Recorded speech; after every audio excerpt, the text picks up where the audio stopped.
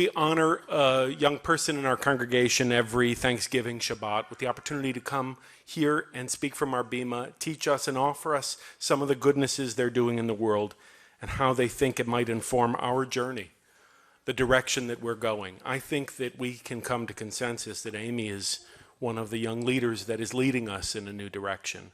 And I am absolutely sure that you'll agree with me after you hear her speak tonight. Amy, come here and teach us.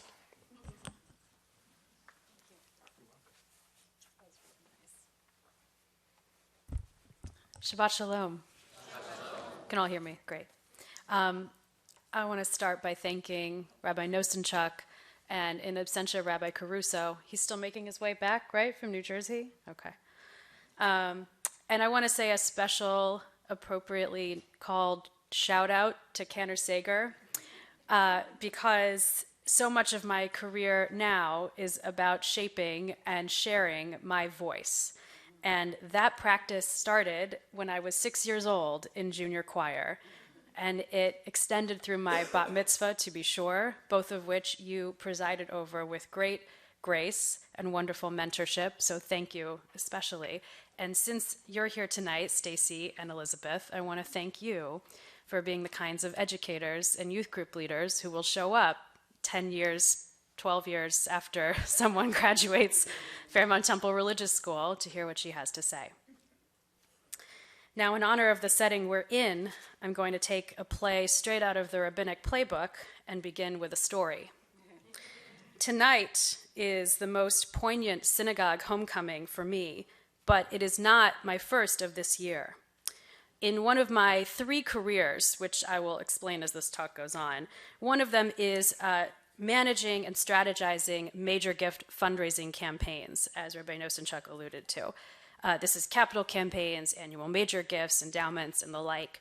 And actually, credit for setting me on this path can be traced back to Cleveland after my work on the finance side of the 2006 Strickland Fisher gubernatorial campaign, after which I began working at a phenomenal consulting firm based in New York. The project that filled my last year and a half of full-time work in this field involved schlepping every day from Brooklyn to Short Hills, New Jersey, to run a capital campaign for a synagogue that is in many ways very much like Anshe Chesed Fairmount Temple. It's a large yet hamisha, prominent yet welcoming reform shul with a passionately engaged community.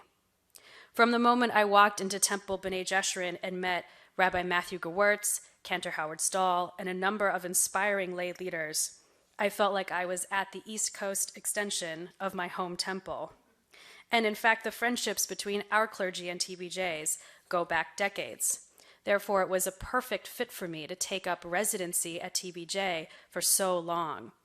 Unlike many nonprofits where the development office exists apart from the world of those most impacted by its work, a synagogue has members constantly coming through the building, dropping off kids at religious school, going to class, attending Shabbat services, and the latter I would attend from time to time as well. Young kids filled the hallways waiting for preschool pickup. Parents brought their kids to volunteer at the monthly homeless shelter. Groups of elderly members gathered for light exercise sessions. A temple, when all goes right, is part of the fabric of people's daily lives. And going back to the years when I grew up here, it felt entirely organic to befriend many of these folks. Some of them were my committee members and donors to the campaign, who I got to know in ways that I think had a rare tenderness for both of us. We would talk over coffee at these granite countertops, or in one case, we'd have drinks at the pool house about why this synagogue mattered so much to them, what it represented for their families, how it made them feel, in contrast to the rest of their busy and very driven lives. They would say things like, you switch schools, you have so many different things going on, but your synagogue is where you stay grounded. And they said, this is our family. This is our second home. Some of my pals weren't even involved in the early phases of the campaign. They were just cool folks.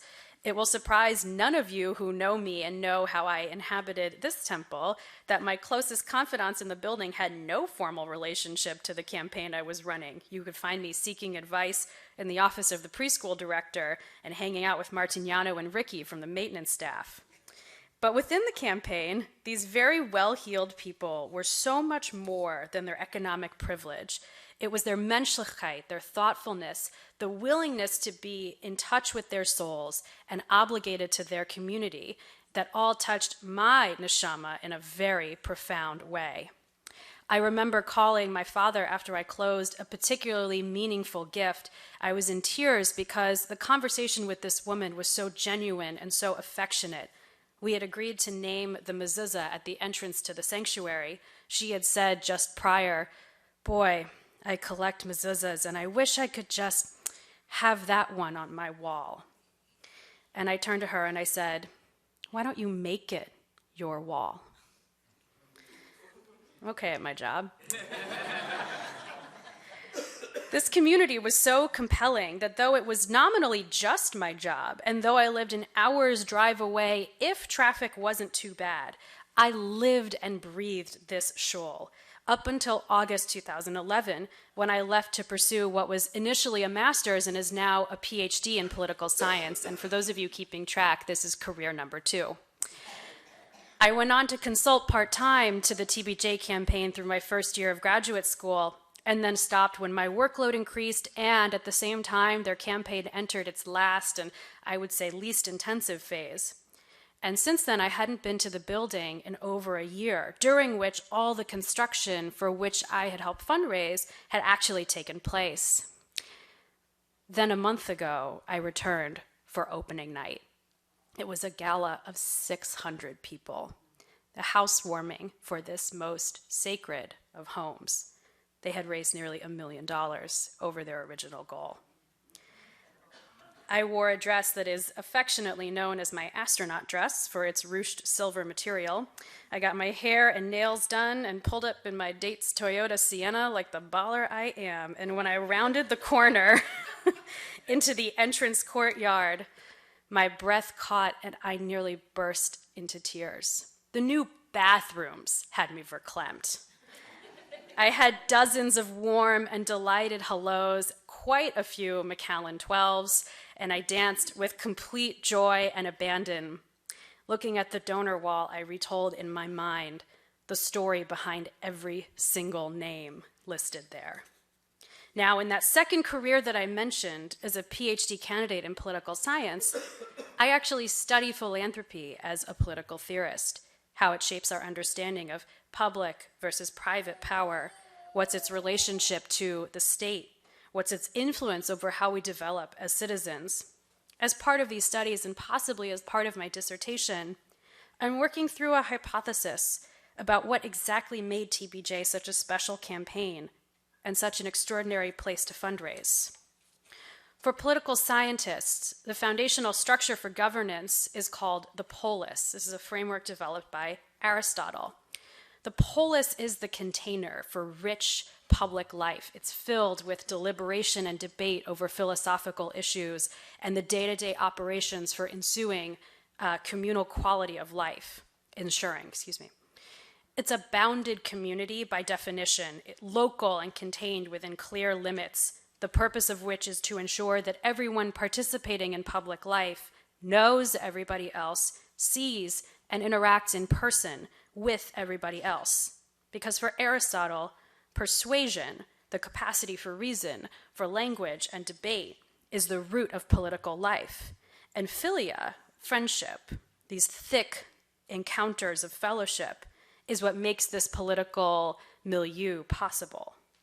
I do want to acknowledge at this time that it's strange to be relying on Greek terms at the pulpit of a synagogue, given that we just entered Kislev, the month where we celebrate the victory over assimilating to Greek society, but it is what it is. You could easily apply, however, these same principles of fellowship and community to Judaism.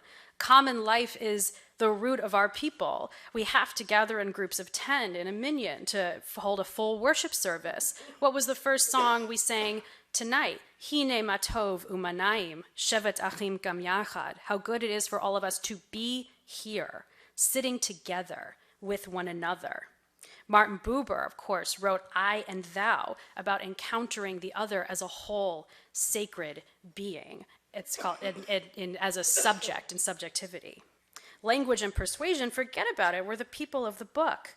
I'm reading actually a fabulous one right now by the novelist Amos Oz and his historian daughter Fania Oz Salzberger. It's titled Jews and Words. The thesis is that Jewish identity is not based on blood or belief, but in books and storytelling, living to tell stories to the next generation. Further proof that Cantor Sager and I are on some cosmic wavelength together.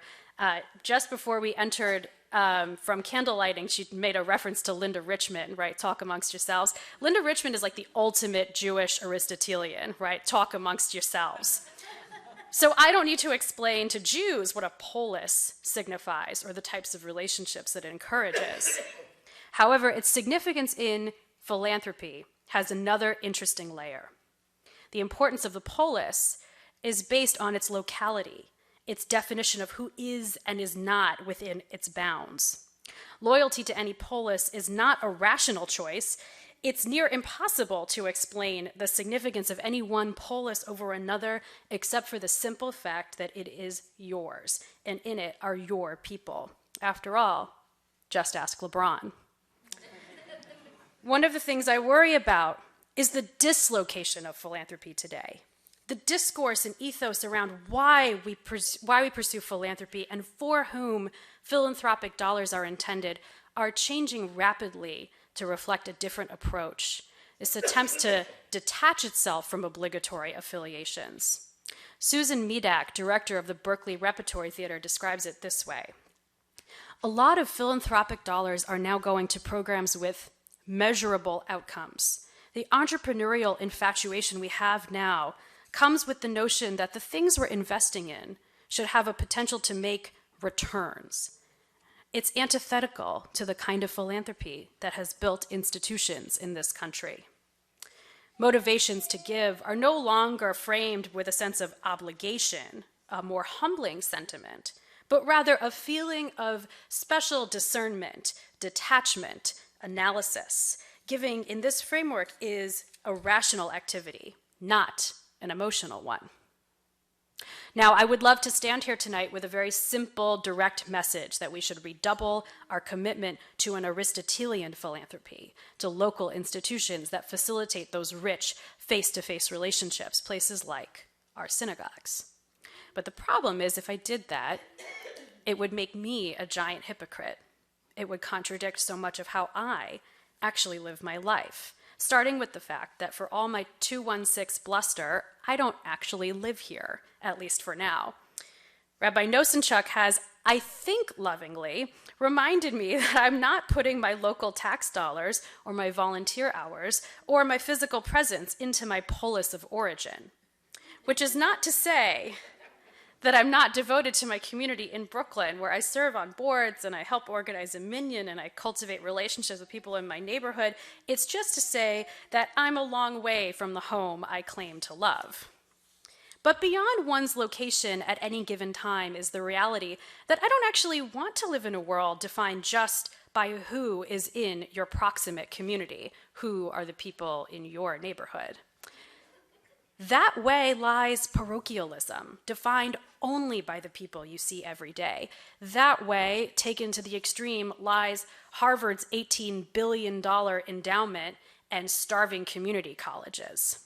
I would be remiss at this point not to acknowledge that one of my most recent articles in the Chronicle of Philanthropy exhorted the nonprofit sector to extend itself outside of its own comfort zone, outside of the people most visible, when in the summer, the ALS Ice Bucket Challenge was dominating coverage as the issues of Ferguson were equally prominent in the news and yet nowhere to be found in the coverage of the nonprofit sector. I wrote, we should ask ourselves how the sector devoted to improving the world and extending generosity to those outside our immediate lives has such variance in our ability to see, empathize with, and take action on behalf of those bodies vulnerable to illness and those vulnerable to police violence. If we in this sector limit ourselves to safe causes, we're missing out on our highest calling. But even if that doesn't convince you, let me get closer to home and put forth the thesis that Judaism itself, even with our model of intensive, localized community building, Judaism resists Aristotelianism. As locally driven as my fundraising at TBJ was, my current client is as cosmopolitan as it gets, the American Jewish Joint Distribution Committee. For those unfamiliar, the Joint, as it is informally known, stakes its entire mission on the notion of Klal Yisrael Aravim Zeh Lezeh. All of the community of Israel is responsible for one another. For 100 years, they've existed with the purpose of rescuing Jews in danger and rebuilding their communities after trauma, all outside of North America. The entire concept of this institution is that we, as Jews, have obligations precisely to those who do not dwell among us, because they are still within our bounds of a community. They are in what you might loosely call an unbounded polis or a diaspora. As Jews, the questions of here versus there and self versus other are so richly textured. We are defined precisely not by our shared geographic space, but by our shared continuity in time. Our temporal heritage is found on Passover, when every Jew is asked to experience the holiday as though she had personally left Egypt. On Shavuot, we affirm reception of the Torah for the many thousandth time.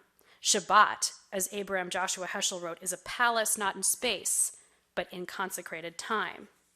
So as a Jew, I believe in spatial breadth in favor of temporal cohesion. Particularly as a Reform Jew, I believe in the diaspora.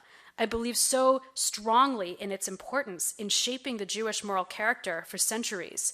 In fact, the most meaningful sermon I read that connected to this year's high holidays is titled Ferguson Fargessen. Fargessen is the Yiddish word for forgotten. It insists that our historical temporal link back, and not so far back, to being the criminalized and oppressed population of the United States is what obligates us to stand up for the rights of people of color when it is they who are the victims of police brutality and disproportionate incarceration.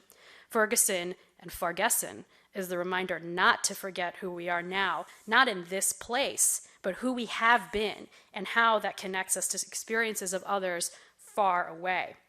One could even say the moment Jews became too fixated on defining our specific territory with specific boundaries is when we actually began to erode that moral character that sustained us through centuries. But here's my problem. Here I am, very much the product of a milieu that facilitated rich encounters. My extraordinary family are all very close and very outspoken. My neighborhood in Shaker Heights is laden with decades-long affectionate relationships nurtured through block parties and sidewalk conversations and preteen babysitting gigs. Chautauqua, my lifelong summer destination, is the ultimate polis. It's full of people congregating in person to debate the issues of the day, albeit on our way to the kayak dock. And then, of course, there's Anshe Chesed Fairmount Temple, which, though my relationships have certainly been sustained through social media contact and by distance, across distance, it really retains its power in what happens tonight, bringing people together to a place to sit, to listen, to connect, to see themselves and one another as sacred subjects. We are people of shalom, and by that I mean not peace, but wholeness. So I firmly believe in my interpretive framework of the polis, the importance of face-to-face contact, and most importantly, in subjectivity, seeing others as rich, full, complex people. I believe in philanthropy that encourages that, whether it is the performing arts, which bring us out of ourselves and stretch our empathetic capacity, local libraries, parks, houses of worship, safe housing, tutoring programs, shelters for domestic violence survivors, anything that plants its flag on the well-being, humanity, dignity, and capacity for connection among all the people in its domain. And as a fundraiser and a scholar, I worry that the importance of those things is lost when we start to talk about philanthropy as something to be practiced purely analytically. If I can refer to just one more quote, I worry about discourse like that of the Resolution Project, which is a cadre of young bankers who started a grant-making entity. Bloomberg News reported on them saying, The founders of the Resolution Project don't dwell on generosity or charity when they describe why their nonprofit mentors and funds young leaders. They favor the language of finance. We get good yield, said Andrew Harris, the group's 31-year-old vice chairman who advises private equity firms in New York. We think it's, to use a Wall Street term, very differentiated.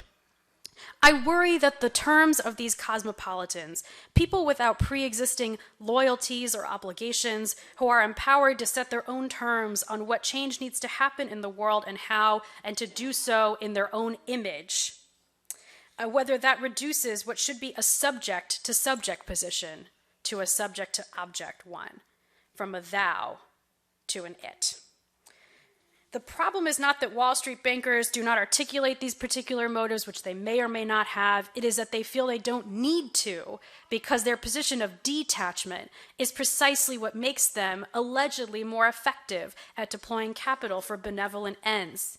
Yet I hear nothing of the friendship and empathy nurtured by my family, by Shaker Heights, by Chautauqua, nothing of TBJ, and certainly nothing of Anshe Chesed Fairmount Temple when philanthropy becomes discussed as yet another entrepreneurial venture. But at the same time, I believe in going beyond one's physical boundaries, traveling the world, connecting with others across the limitations of space, and even further empathizing and building solidarity with those who are not in my usual definitions of community. I live a cosmopolitan and dislocated life, as I believe is actually appropriate for me as a Jew. So how to reconcile these two poles, that which nurtures attachment, builds I-thou relationships, exercises ability to debate and persuade through togetherness and relationship, and that which, in detachment from geographic limits, allows us to transcend boundaries, extend ourselves through space, and even through time. I wish I had a definitive answer. Maybe I'll return in 3 years, having finished a dissertation, launching a book tour, and then I will have a triumphant reconciliation of these to share with you. But for now, I will say this.